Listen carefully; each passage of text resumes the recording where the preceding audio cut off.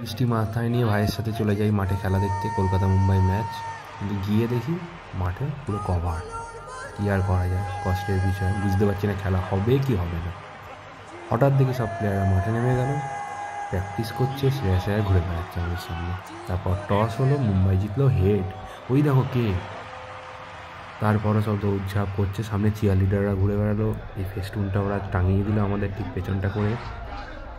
এবার খেলা শুরু হলো, প্রথম বল, উফ কি দুর্দান্ত একটা 6 মারল ফিল শট, পুরো মাঠ কাঁপিয়ে দিল ব্যাপারটা। কিন্তু তারপরে খেলাটা একটু নামল, তখন ডিজের সহায়তায় নিয়ে একবার লেফট একবার রাইট, একবার লেফট একবার রাইট করতে হচ্ছে।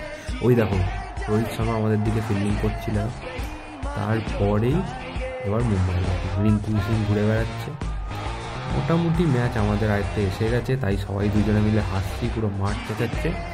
লাস্ট ওভার বোলিং করতে করতে লাস্ট বলে বাকি আছে হচ্ছে 20 থেকে 25 রান, এই মারলো